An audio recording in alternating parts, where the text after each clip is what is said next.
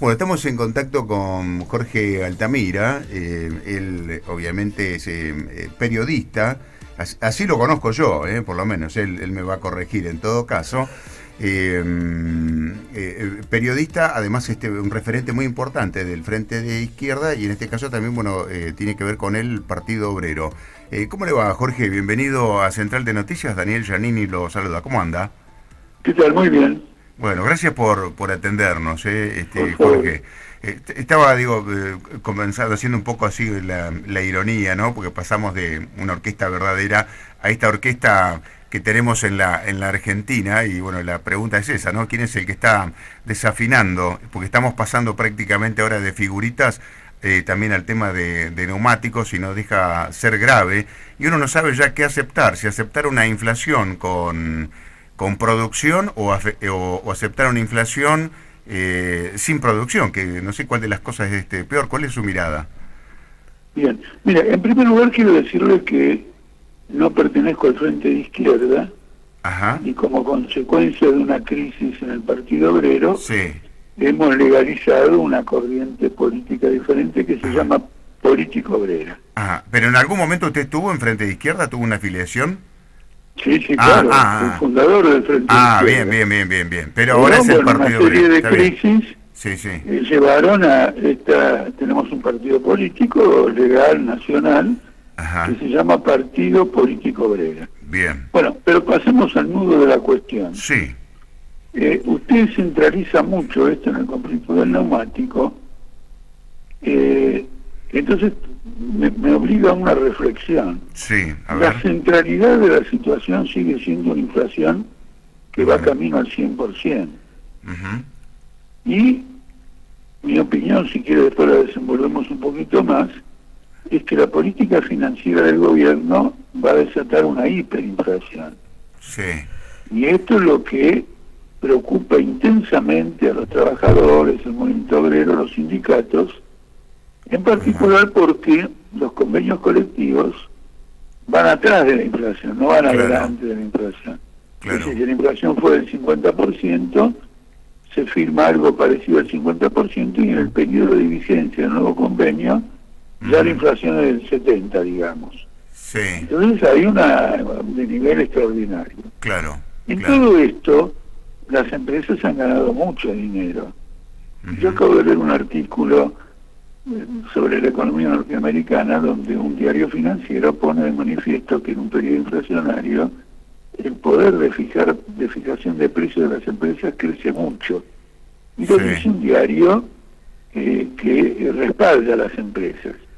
¿Por qué lo señalo? Lo señalo porque los neumáticos en Argentina en el año 2022 ujú, subieron un 150%, sí, el doble de la inflación. Y sin embargo ujú, las patronales se niegan a firmar un convenio colectivo de trabajo. claro, Esta es la verdad de la milanesa, ujú, y Massa, que es tan generoso con el dinero de los contribuyentes, de los argentinos en general, sí, respalda a las patronales. ¿Por qué digo que es generoso? Bueno, hay que ser muy generoso para comprar dólares a 200 pesos a los ojeros y ujú, luego venderlo a 140 a los importadores y en cada dólar perder 60 pesos que lo pagamos usted y yo. obviamente, Entonces, mano libre para las grandes especulaciones financieras de las empresas está ujú, atacando en este momento la lucha del SUDNA. claro, En claro, realidad son luchas importantes porque ujú, ¿qué hace la CGT? La CGT convalida la política de Massa, se reúne con el gobierno en Olivos, comen abundantemente, según los diarios, hasta horas de la madrugada, sí, y pactan cómo seguir embromando la vida de los trabajadores, porque lo que le interesa a la burocracia sindical ujú, es lo suyo. Mire, digo una cosa muy interesante de la periodista Silvia Neistat de Clarín. Comienza un artículo sí, diciendo lo siguiente: nosotros, se refiere a un empresario que ella está entrevistando, con los dirigentes sindicales arreglamos con una coima. ujú, Ahora sigue el artículo, bueno, en el SUTNA no se puede arreglar con una coima, hay asambleas, hay delegados, hay internas, Es decir, el gremio no se mueve en función de los intereses del aparato burocrático, Sí. repudiado en Argentina, violento, matón, entreguista, sino que se moviliza de acuerdo a las reivindicaciones que se discuten previa a una convención colectiva. Y en este caso, la patronal ofrece 38% de aumento en cuotas para los próximos 6 meses, lo cual es un abuso, porque les repito, los neumáticos están en todos los diarios, no lo estoy diciendo yo, aumentaron un 150%. Correcto. Ahora, tengo una especulación Sí. que hacer. Yo creo que en este conflicto se está moviendo otro interés. Las Ajá. empresas exportan también, además de producir para el mercado interno. Sí. Y no quieren recibir por la exportación un dólar de 145, 150 pesos. Es decir, están provocando una situación de inestabilidad para forzar al gobierno a devaluar y por lo menos que le den, si no es devaluar abiertamente, darle el dólar neumático, como ahora se le va a dar a la minería el dólar minero Sí. y a los vitivinícolas el dólar Malbec. Entonces acá hay una movida de desestabilización política por parte de las patronales. Claro, lo que pasa que ahí tenemos después una diferencia, ¿no? Porque si tenemos un dólar oficial de 140 y le van a dar a los otros este dólar, como pasó con el tema de la soja, de 200, alguien va a pagar esa diferencia. Entonces, ¿cuál sería la hoja de ruta? ¿Cuál cree usted? Porque dice Massa Bueno, por eso que le- necesitan una por hoja eso de yo- ruta y aprobar el presupuesto y que como que sería la solución eso. ¿Usted cree que esto No, se pero por eso yo le Sí. comenté recién, Sí, sí. y usted observó, que la política esta nos lleva a la hiperinflación, porque al perder 60 pesos por dólar que entra, eso significa que el Banco Central tiene que emitirlos. Sí. Entonces, por ejemplo, han circulado con motivo del dólar soja 400.000 millones de pesos más en la economía, que en parte van a la inflación y en parte van a los mercados paralelos del dólar. Sí. Al punto que hubo una controversia sobre esto. Es decir, Massa está llevando alegremente el país al abismo, Sí.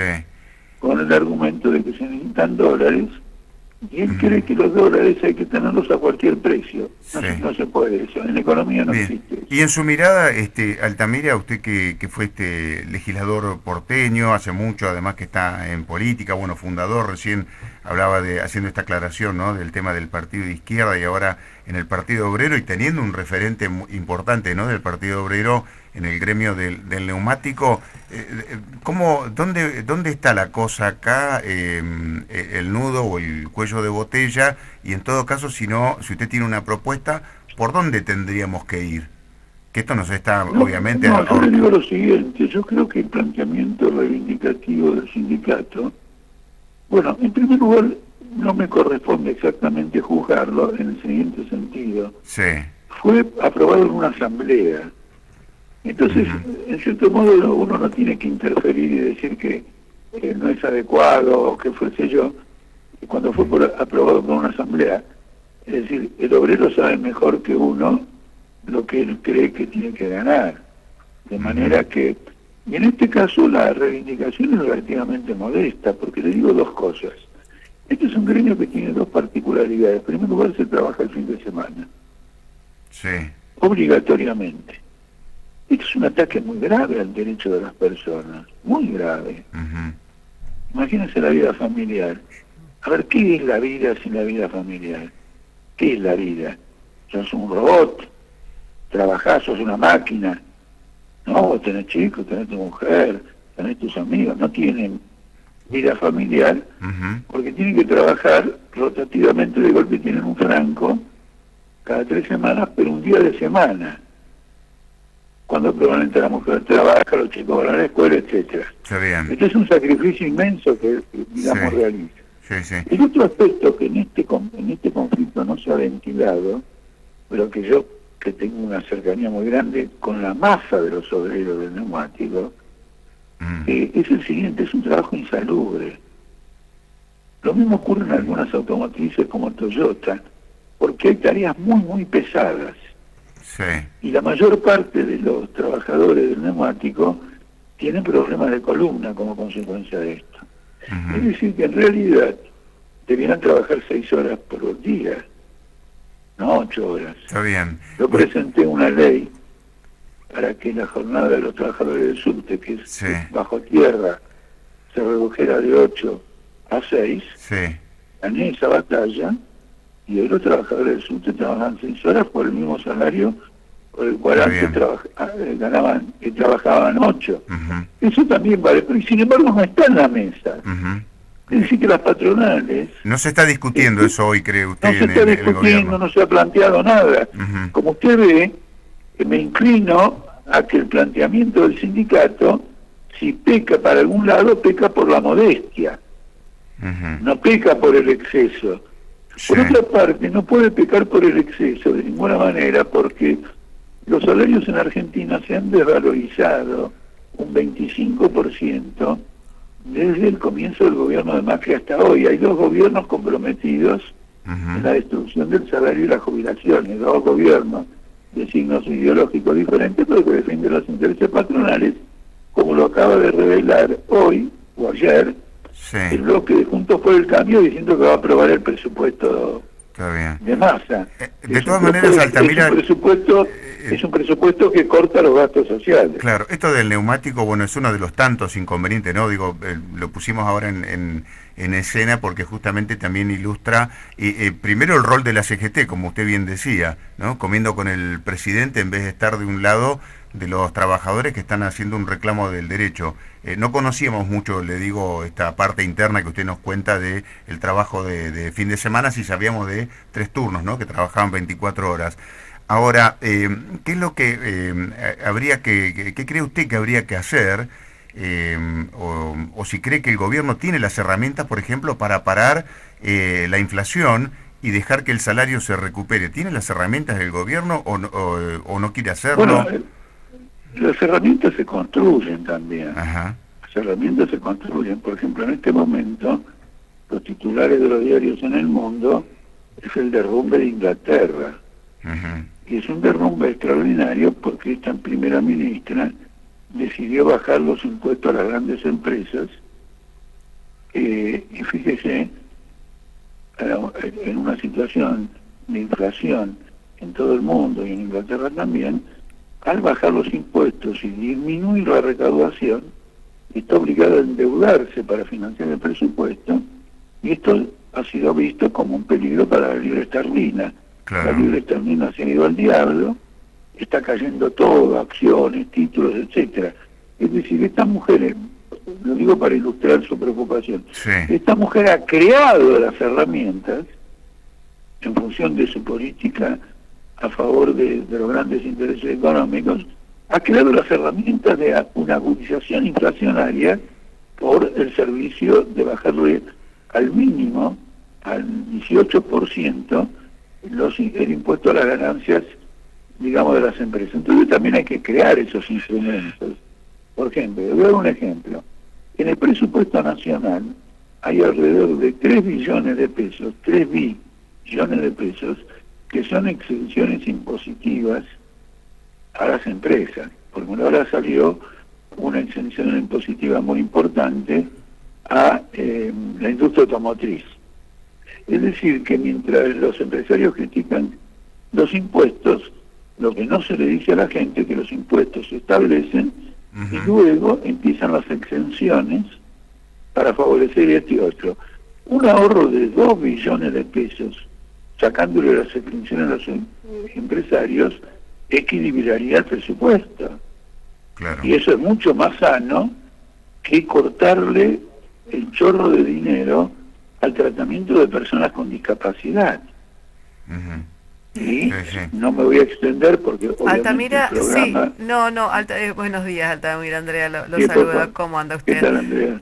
Altamira, para usted, ¿quién es culpable de todo esto, de que lleguemos a esta parte del año? Mire, yo le podría dar una respuesta directa, se la voy a dar también, Sí. pero déjeme decirle lo siguiente. ¿Tiene nombre y apellido? Sí, creo que tiene nombre y apellido, pero déjeme decirle también lo siguiente. Hay un problema que va más allá de la culpabilidad. Hay un problema que va más allá de la culpabilidad. Argentina es un país quebrado. Los capitalistas lo han quebrado. Argentina tiene 500.000 millones de dólares de deuda pública. Esto es impagable. Por lo tanto no tiene financiamiento. ¿No es cierto? Sostener al capitalismo en Argentina le está resultando muy caro a todo el país. Las grandes empresas tratan de llevarse el dinero al exterior por utilidades, por pago de intereses. En lugar de invertir en el país, prefieren endeudarse con el exterior porque eso les da la siguiente ventaja, de que le da seguridad de que tienen la plata afuera. Entonces toman el dinero, no lo invierten como capital, sino que lo invierten como deuda, y luego se ganan el derecho a remitir las utilidades al exterior. Argentina es una especie de, ¿cómo se dice ahora? Un vientre de sustituto, algo así, ¿no? Esa es la expresión. Es decir, alguien que pone el vientre para otra persona. Claro. Bueno, es un vientre sustituto, no es un mecanismo económico autónomo que esté funcionando. Y es usted lo que dice, que producto de todo eso es lo que tenemos este porcentaje tan alto de pobreza en el país. De pobreza, de inflación y todo lo demás. Entonces, frente a esto, los que gobiernan, en primer lugar, atienden los intereses de los capitalistas. Porque, ¿cómo se explica lo siguiente? Fíjese, no le pueden dar un aumento al sindicato del neumático. Sin embargo, cuando, poquito antes de que renunciara Guzmán, hubo una corrida, es decir, los que tienen deuda pública en pesos, vendieron todo eso para comprar dólares. ¿No es cierto? Entonces se cayó la deuda pública en pesos. El Banco Central emitió para comprar esa deuda pública, para que no caiga el valor y no se perjudiquen los inversores. Dios mío, que no se perjudiquen los inversores que libremente decidieron tirar abajo la deuda e irse, y después se hizo un canje para asegurarlos más en lo que se llama el bono dual. ¿Qué quiere decir bono dual? Se ajusta por inflación o por dólar según el que sea mayor.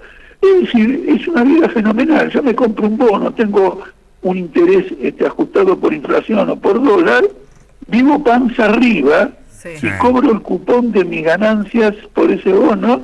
El otro está trabajando 8 horas y sábados y domingos, y se le está quebrando la espalda y pide un aumento salarial que sea 5 puntos o 6 puntos superior a la inflación, porque la inflación está en camino de crecer todavía más, y se le tira toda la artillería, los medios de comunicación, las empresas, un ataque salvaje con un agravante, que lo comenté recién en otra radio y no quiero dejarlo pasar.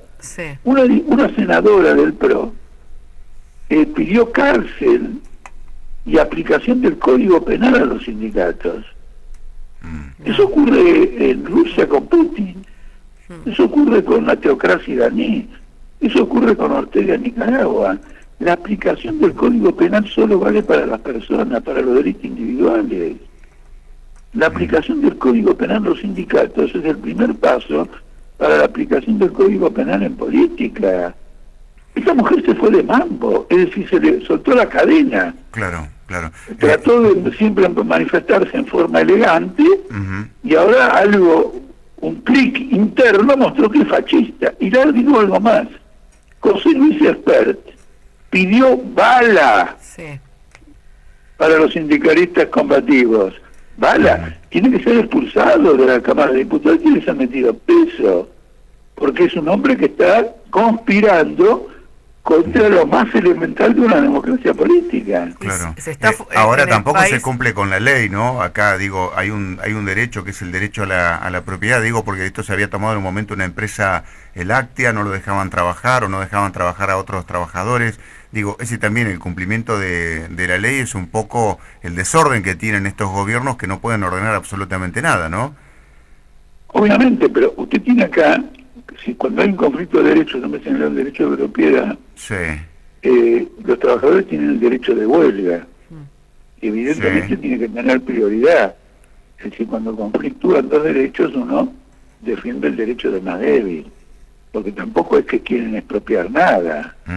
Eso es muy importante. Las empresas que fueron expropiadas en Argentina fue como consecuencia de un vaciamiento sí. de la patronal.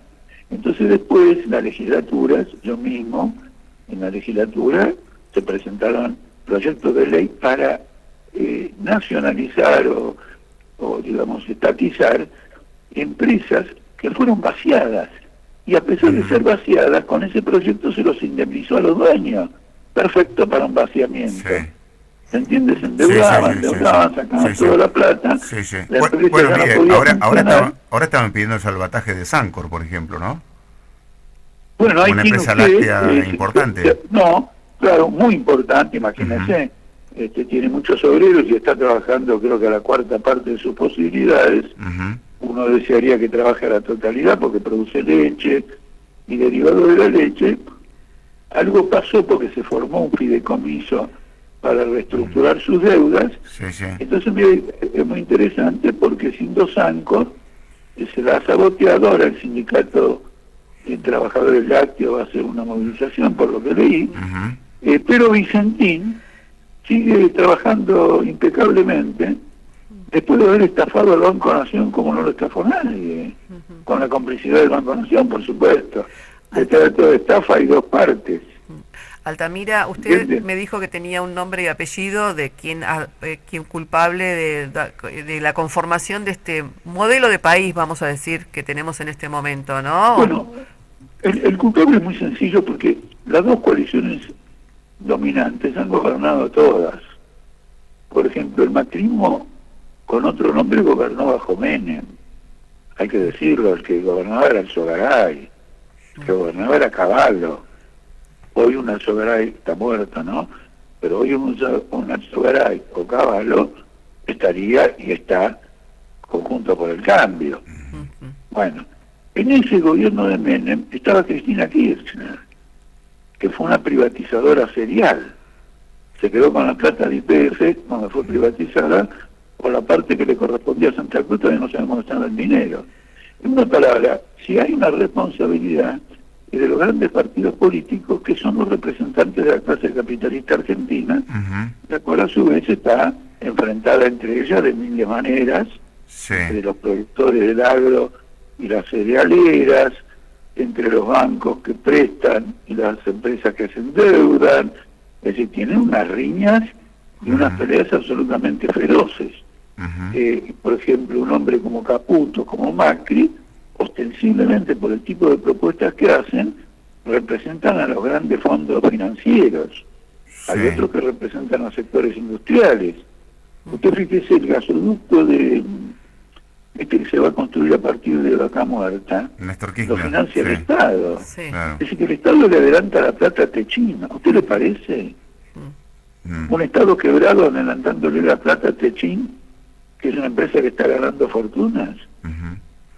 ¿Usted cree que puede haber un cambio en la política? Es decir, que la gente, y con toda esta agitación que hay, ¿no?, dentro de lo económico, el tema de los sindicatos, ¿puede tener una inclinación para el próximo año, las próximas elecciones, hacia la izquierda o hacia el Partido Obrero? Bueno, eso es un problema también de lucha política, porque fíjese que la política no es un fenómeno reflejo, es decir, ay, me pasa esto, entonces me voy para un lado, me voy para el otro. Los actores políticos tienen que ser eficaces. Gran parte de la crisis en el frente de izquierda obedece precisamente a que es una nulidad política, que no está presente como actor fundamental, porque sigue una política muy timorata, pero fundamentalmente en los planteos estratégicos. Es decir, ¿qué cambios profundos quiere? La derecha, sin embargo, no se omite en eso. Y esto explica la victoria de una mujer que nunca superó el 4% de los votos en Italia y ahora va a ser primera ministra. Ella, jugando a la oposición sistemática, pero con un planteado general, se terminó imponiendo. ¿No es cierto? Naturalmente va a tener un problema bárbaro para gobernar, porque tiene una coalición en la que los tres integrantes de la coalición están peleados entre ellos. Así que probablemente fracase antes de tiempo. Pero es necesario una política activa. Y en este sentido, el punto central es el siguiente: que la clase obrera argentina conquiste su autonomía política, Ujú. que ella tenga un partido, que se reconozca como tal, Ujú. que lo construya, y Sí. no que se deje usurpar esa representación ni Ujú. por el kirchnerismo, ni por el peronismo, ni por la burocracia de la CGT, que Totalmente. representa los intereses Sí, contrarios sí, a los sí. trabajadores. Bueno, vale Esta decir que los crisis, votantes, vale decir que los votantes también, ¿no? Son nombre y apellido parte de esto, ¿no? De estar aceptando siempre, porque acá venimos o un bueno, partido o el claro, otro, un partido o el otro, nunca salimos de este atolladero. Digo, claro, hay somos de todos modos culpables. hay Ujú. claramente un deterioro extraordinario, Ujú. porque eso se manifiesta en qué grado de entusiasmo Sí, hay detrás de una perspectiva política. claro. Y luego después otra cosa es cuando se opta por lo que Sí, se entiende un mal menor y ya cada vez mal peor. La sí, descomposición de la política oficial es irreversible. bien. Ahora, tiene que haber una firme política para construir en el movimiento obrero una fuerza autónoma, abiertamente, ¿no es Ujú. cierto? Y la materia prima para eso está, Sí, porque la cantidad de delegados, activistas, etcétera, que van comprendiendo que la clase obrera tiene que tener su propia representación política crece día a día. Eso es claro. indudable. Sí, sí.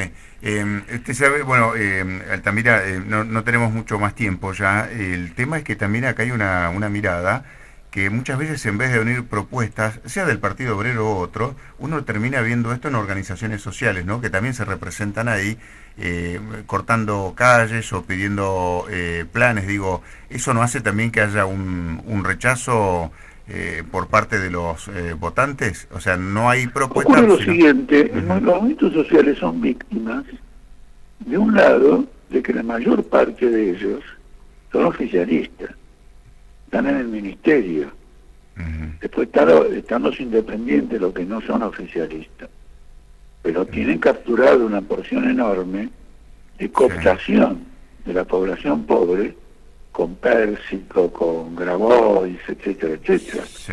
Y este mismo Grabois ha hecho un acuerdo con el mayor sector agrario de la Argentina, que es Grobo Copatel, Ujú. para que haya mano de obra barata para el campo, Claro. ¿cierto? Ahora, ¿qué es lo que sufre el movimiento? Sufre el problema de la división en la clase obrera debido a la CGT. ¿Por qué le digo esto? Porque yo me acuerdo con mi papá, ¿no es cierto? Mi padre fue gráfico, y los trabajadores que se quedaban sin empleo Ujú. continuaban bajo la protección del sindicato gráfico. Y el sindicato gráfico tenía una bolsa de trabajo. La CGT, la burocracia, interesada en su propio dinero, son todos Claro. empresarios, Moyano Sí. empresario, Daer empresario, etcétera, ha abandonado completamente a los desocupados. Claro. Entonces no hay un planteamiento fuerte por creación de empleo genuino Está bien. con medidas extraordinarias. Es decir, los movimientos sociales Totalmente. sufren las consecuencias Ujú. de esta captura de parte de la estructura sindical por parte de la burocracia de los Está bien. sindicatos. Entonces hay que cambiar acá la política partidaria de lo tradicional y también obviamente los sindicatos tradicionales, ¿no? Para terminar una vez por todas y cambiar la clase, si no, no salimos más nunca, adelante. Argentina nunca cambió Ujú. profundamente sin que hubiera al mismo tiempo un cambio muy grande en el movimiento obrero. Les quiero decir un ejemplo. Sí, Nosotros tuvimos la dictadura de Onganía, el tipo se quiso quedar 10 años. sí, Se quedó, ¿por qué? Porque los obreros hicieron un cordobazo. claro. Después tuvimos la segunda dictadura de Vidal y compañía y todo lo demás, Ujú. que fue la gran tragedia de toda la historia argentina. Sí, Lo voltearon los movimientos obreros cuando en marzo del 82 llevaron 50.000 obreros al centro de la ciudad, combatieron con la policía y pedían el derrocamiento de Galtieri. Galtieri quiso zafar ocupando Malvinas, fracasó y terminó cayendo Galtieri. totalmente. Es decir, la clase obrera argentina ha sido la protagonista de todos los cambios democráticos del país. Eso hay Está que bien. tenerlo presente. Bien. Jorge Altamira, le agradecemos el contacto, muy amable. Gracias a ustedes por la llamada y por el tiempo que han dispuesto para la conversación. Hasta cualquier momento, muchas gracias, tenga buen día. Chao. Hasta luego. Jorge Altamira, dirigente del Partido Obrero.